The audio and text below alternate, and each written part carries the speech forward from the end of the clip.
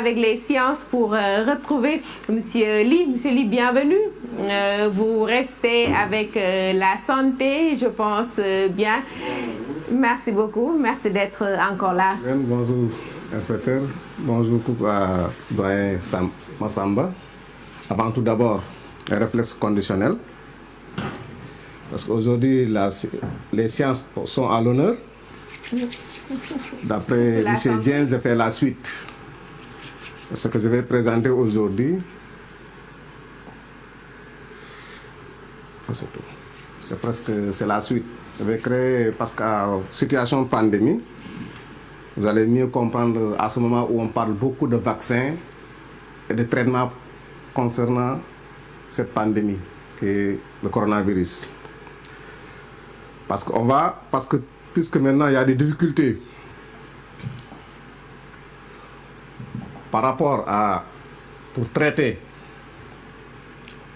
cette maladie qui cause énormément de dégâts dans le monde. Aujourd'hui, on parle beaucoup de vaccins, de traitements, prévention, hygiène. Donc, on va aider l'immunité. On avait vu que l'immunité, c'est la capacité que possède l'organisme pour se défendre contre les corps étrangers, contre les microbes. Maintenant, il y a des règles de prévention, c'est-à-dire éviter d'être en contact avec les microbes, qu'on appelle l'asepsie, ou bien de tuer les microbes en cas de présence sur notre organisme. C'est ce qu'on vient de faire juste. Ça, et dépister auparavant si savoir si on a les microbes ou pas. Maintenant, première prévention, maintenant, c'est la vaccination. Maintenant, on va voir les principes de la découverte du vaccin. Parce que c'est à partir d'observation. Si on regarde l'activité ici, on voit les circonstances de la découverte de la vaccination. Je ne vais pas tout lire parce que ça va prendre beaucoup de temps. Mais si on regarde bien, c'est Edward Jenner qui a fait la découverte. Il a constaté qu'il y a une maladie bénigne qui attaquait les vaches, qu'on appelle la vacine. Ça ressemblait un peu à la variole. Mais il a constaté que quand l'épidémie arrivait, ces fermiers-là n'avaient pas la variole. Tout le monde pouvait l'avoir sauf ces individus. Donc il a sorti l'hypothèse, peut-être ces individus-là sont immunisés. Et qu'est-ce qui a amené l'immuniser? Peut-être c'est cette maladie des vaches. Maintenant, en science, toute hypothèse nécessite une vérification. Il a pris maintenant le puits de la vaccine qu'il a introduit chez un enfant. L'enfant maintenant a présenté des signes de maladie, souvent 2 ou 3 jours après l'enfant est guéri. Maintenant il prend les microbes maintenant virulents, des microbes pathogènes dangereux de la variole introduits à l'enfant. L'enfant n'a pas de signe de maladie. Donc c'est ainsi qu'on a découvert le vaccin. C'est à partir de cette maladie des vaches qu'on appelle la vaccine en anglais cowpox que le vaccin a été créé. Mais il y a un autre qui a beaucoup travaillé sur les vaccins. C'est Pasteur. Si on regarde ici, ce sont ces expériences qu'il a pratiquées. Il prend les microbes virulents. Microbes virulents, c'est la vie de microbes dangereux qu'il inocule à des poules. Les poules meurent. Il prend des microbes atténués, il les garde très longtemps par vieillissement. Il inocule ça à des poules. Les poules sont malades un peu. Une fois guéries maintenant, il prend les microbes virulents de cette maladie qu'il introduit à la poule. La poule n'est pas malade. Donc ces microbes maintenant atténués ont permis à ces poules-là de se protéger contre la maladie. Ici maintenant, il prend maintenant des bacilles virulents maintenant qu'on appelle choléra du charbon du bétail.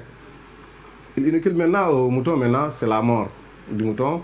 Par vieillissement, il inocule, donc c'est la mort. Donc cela veut dire ici le vieillissement n'atténue pas les microbes, n'enlève pas le danger des microbes. Maintenant il les chauffe un peu. Il introduit aucun trouble chez les moutons. Il prend les microbes virulents maintenant chez le mouton guéri ici, pas de maladie. Donc c'est ainsi. Donc si on retient bien, le vaccin, ce sont des microbes. Mais des microbes maintenant qu'on a enlevé la toxicité, le danger, qu'on introduit maintenant pour permettre maintenant aux gens de se protéger, ou bien aux animaux de se protéger contre les microbes dangereux. Donc, si on regarde bien le principe de la vaccination, le principe de la vaccination consiste à inoculer à l'organisme une préparation contenant des microbes non dangereux. Ça peut être des antigènes, ou n'importe, ou toxiques, ou microbes tués, dont l'introduction entraîne une production d'anticorps ou d'antitoxiques et de cellules mémoire spécifiques contre une maladie à venir. Donc c'est ça le principe de la vaccination. Donc le principe de la vaccination, on prend des microbes, on fait tout pour supprimer le danger qu'on introduit à l'organisme pour permettre à l'organisme de réagir, qu'on avait vu comme la réponse primaire. Maintenant, l'organisme va garder la mémoire immunitaire contre ces microbes-là. C'est spécifique. Dès que ces microbes maintenant dangereux arrivent, l'organisme est déjà préparé à éliminer ces microbes.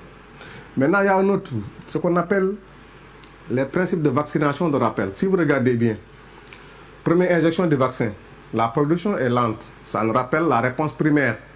Parce qu'elle est lente, parce que l'organisme ne connaissait pas l'antigène.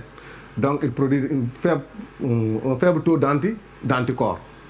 Deuxième injection du même vaccin, la production est automatique. Elle est plus importante en anticorps. Troisième injection, encore automatique, et la production d'anticorps augmente. Le fait de répéter le même vaccin plusieurs fois, on le fait chez les enfants, c'est pour rendre l'organisme hyper immunisé contre ces types de microbes. C'est ça qu'on fait chez les enfants. On fait un vaccin, le même vaccin, on le répète 2 mois, 3 mois plus tard, c'est pour permettre à l'enfant d'être hyper immunisé contre ces types de maladies. Ce sont des maladies, surtout les maladies immunisantes. Il y a des maladies, dès qu'on l'a une fois, c'est fini, on ne l'aura pas jamais dans la vie. C'est comme ici. Maintenant, comme je l'avais dit tout à l'heure, il y a d'autres mesures préventives. C'est la souci qui consiste à faire tout pour ne pas être en contact avec les microbes. Les masques que nous utilisons aujourd'hui, c'est pour ne pas rejeter les microbes chez les autres, ou bien les transmettre à d'autres. L'antiseptique, c'est le fait d'utiliser les produits antiseptiques. Si les microbes sont présents ici, de les tuer. Tout ça, ce sont des méthodes préventives. Il y a aussi le dépistage. Avant de faire le vaccin, il faut faire le dépistage d'abord pour voir si on a la maladie ou pas. Donc, à part la prévention, il y a aussi d'autres moyens de prévention qu'on appelle la chimioprévention. C'est de prendre des produits chimiques pour ne pas avoir la maladie.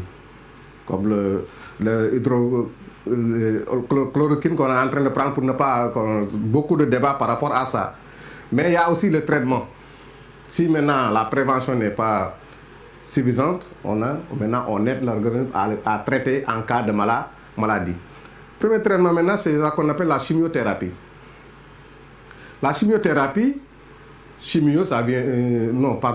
la sérothérapie, ça vient de sérum. Sérum thérapie, ça veut dire soigner. Maintenant, comment on obtient ce sérum-là? Les élèves de 4e ont encore quelque chose, le sérum à partir du sang. On prend une culture, on cultive des microbes. Maintenant, on filtre. On prépare. Ici, ce qu'on fait, c'est préparer le vaccin. On vaccine le cheval. Le cheval, c'est un animal puissant. Il va produire maintenant beaucoup d'anticorps. On récupère son sang. On fait la coagulation. On récupère ce sérum maintenant qui contient beaucoup d'anticorps contre une maladie donnée. Exemple, c'est le tétanos. On vaccine le cheval contre le tétanos. L'organisme du cheval va produire beaucoup d'anticorps qu'il va mettre dans le sang. On récupère le sang du cheval maintenant. On fait la coagulation. Dans le sérum maintenant, il y a beaucoup d'anticorps contre le tétanos. Maintenant, si une personne maintenant a le tétanos, on sait que bien le tétanos c'est difficile à guérir, on laisse directement le sérum qui a des anticorps. Et ces anticorps-là vont aller éliminer les antigènes du tétanos. Donc, on a vu 2 traitements ici. C'est la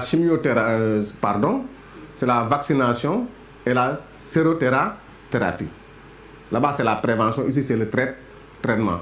Maintenant, on essaie de comparer les deux, de voir les différences. Regardez ici. Sérothérapie. Déjà, il y a taux plasmatique d'anticorps antitétaniques. Dès qu'on met le sérum, il y a des anticorps qui sont importants dans l'organisme. Leur quantité diminue. Ici, on a emprunté les anticorps. On a emprunté les anticorps chez un autre animal pour mettre dans l'organisme du malade. Ici, maintenant, dans le vaccin, c'est l'organisme qui produit ses propres anticorps. Et le fait de répéter la vaccination, ça va permettre à l'organisme de produire un grand nombre d'anticorps qui va permettre une grande capacité de mémoire immunitaire contre l'antigène donné. Si vous regardez bien la différence entre ces deux, le sérum, le contenu, le vaccin contient des microbes ou toxines atténuées ou tuées. Ce sont des anticorps. Le sérum contient des anticorps ou anatoxines ou antitoxines déjà fabriqués par un autre animal. Emploi, ici on l'emploie dans le but préventif, ici on l'emploie dans le but curatif. Maintenant, dans le temps, Parce que le vaccin, il faut un temps pour que l'immunité s'installe. Ici, maintenant, c'est immédiat. Dès qu'on met le sérum entre en action contre les microbes. Maintenant, nature de l'action. Tous les deux produits sont spécifiques. On le fait pour un microbe bien donné. Durable, parce que ça peut durer des années, des mois, si on fait des vaccinations de rappel. Mais ici, dans le cas de la sérothérapie, c'est passagère. Dès que les anticonceptifs, il n'y a plus d'immunité. Maintenant, type d'immunité. Ici, on dit que c'est actif, parce que ici, actif, c'est-à-dire c'est l'organisme qui fabrique l'immunité. Ici, maintenant, c'est passif, parce que l'immunité est empruntée chez un autre animal. Maintenant, à part la sérothérapie, maintenant, en cas d'épidémie, des fois, il y a des problèmes. Parce qu'on ne sait pas à quel moment on doit utiliser soit le vaccin, soit le sérum. Si on n'est pas sûr maintenant, on associe les deux. Mais on les espace, on ne les fait pas dans les mêmes endroits. C'est-à-dire ce qu'on appelle la sérovaccination. Exemple, on n'est pas sûr que je suis infecté, on met le sérum. S'il y a les microbes, le sérum va éliminer les microbes. Mais si je ne suis pas infecté, on met le vaccin maintenant qui va permettre à mon organisme de s'immuniser. On associe les deux. Mais les deux sont faits dans le temps et à deux endroits différents. Exemple, on met le sérum ici, on attend 2 jours ou bien une journée après, on met le vaccin ici. Donc ça va me permettre, s'il y a une infection, le sérum va éliminer l'infection. S'il n'y a pas d'infection, le vaccin va permettre à l'organisme de fabriquer propre immunité. L'autre traitement, c'est l'antibiothérapie. Vous entendez antibiotique.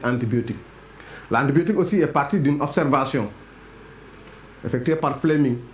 Fleming avait l'habitude de cultiver ces microbes. À son retour de vacances, il trouve maintenant une contamination dans ses cultures. Et autour de cette culture, maintenant, il n'y a pas... Sa culture ne s'est pas développée. Il dit, qu'est-ce qui se passe? Pourquoi il n'y a pas le développement de ces cultures autour de cette contamination, de cette moisissure?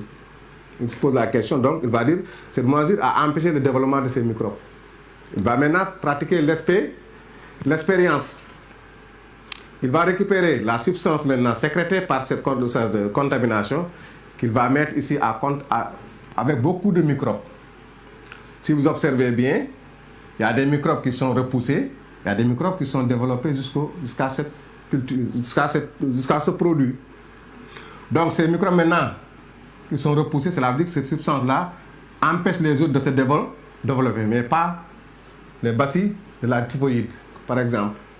Donc l'antibiotique n'est rien d'autre qu'une substance sécrétée par les microbes qui détruit ou bien qui empêche les autres microbes de se développer.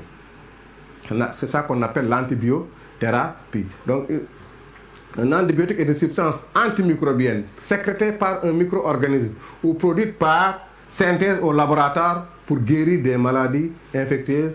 Elles agissent de différentes manières. Bactériques, c'est-à-dire détruire les bactéries, bactériostatiques, arrêter l'évolution des bactéries, bactéricides, tuent les microbes, tuent les bactéries. Maintenant, des fois, vous entendez même dans vos analyses, on effectue ce qu'on appelle l'antibiogramme. L'antibiogramme, c'est-à-dire de voir, il y a plusieurs types d'antibiotiques. Si on a une infection, des fois les médecins demandent de faire l'antibiogramme, c'est pour savoir quel est l'antibiotique le plus efficace par rapport à l'infection. Si vous regardez bien, il prend maintenant différents types d'antibiotiques, 4 ici. Il dépose ça dans sa culture. On a l'infection, exemple, par une bactérie donnée. Il y a 4 antibiotiques. Quand vous regardez bien ici, selon vous, quel est l'antibiotique le plus efficace? C'est le 1, parce que l'espace dégagé autour de 1, c'est plus vaste. On appelle ça l'aspect d'action. Donc plus maintenant le rayon d'action est plus important, plus l'antibiotique est efficace. Donc si le médecin va choisir ici l'antibiotique qu'il voudrait, il va prendre l'antibiotique 1 qui va éliminer rapidement l'infection. Mais il y a un antibiotique qu'on ne doit pas prendre ici. C'est 4. Parce que l'antibiotique 4 n'a pas d'effet sur ce microbe-là. Il peut avoir d'effet sur d'autres microbes, mais pas sur ce microbe-là. Donc c'est, en grosso modo, c'est ça. Pour lutter efficacement contre une infection, il convient d'utiliser l'antibiotique le plus efficace contre les microbes responsables. Grâce à la technique de l'antibiogramme, on a pu identifier pour la plupart des espèces microbiennes l'antibiotique le plus efficace. C'est ça qu'on appelle l'antibiogramme. L'antibiogramme, c'est de tester quel est l'antibiotique le plus efficace par rapport à un type de microbe bien donné. Maintenant, différentes méthodes aident l'organisme à combattre des infections. La prévention, le traitement, chimiothérapie, l'antibiothérapie, mais pour mieux aider l'organisme contre, il faut limiter les infections par les contacts des microbes. C'est ce que nous demande de faire actuellement. Il faut tout faire pour éviter d'être en contact avec les microbes du Covid-19. C'est la même façon. Puisque maintenant, pour le vaccin, on en parle, jusqu'à présent, il n'y a pas de vaccin. Et pour le traitement aussi, il y a beaucoup de contradictions par rapport au traitement. Donc la meilleure façon, c'est d'éviter d'être en contact avec les microbes. Soit de porter les masques, éviter de véhiculer les microbes, ou bien de se laver les mains constamment, ou bien d'utiliser des produits antiseptiques, de tuer les microbes s'ils sont présents dans notre organisme. Merci beaucoup, M. Ly. D'habitude, ce cours revient à l'examen sous forme de restitution, d'application. Comment? Oui, ça revient. En général, on donne sous forme d'exercice. Des fois, c'est l'élève qui va savoir quel produit on a utilisé dans quel type d'activité. On peut donner ça sous forme de courbe, de diagramme. Ou bien on fait des tests par rapport à certains animaux. On demande maintenant qu'est-ce qu'on va utiliser, ou bien quel produit qui a été utilisé pour traiter ces types d'infection. Donc il ne s'agit pas seulement pour l'élève de restituer l'eau. Non. C'est très rare de demander de restituer.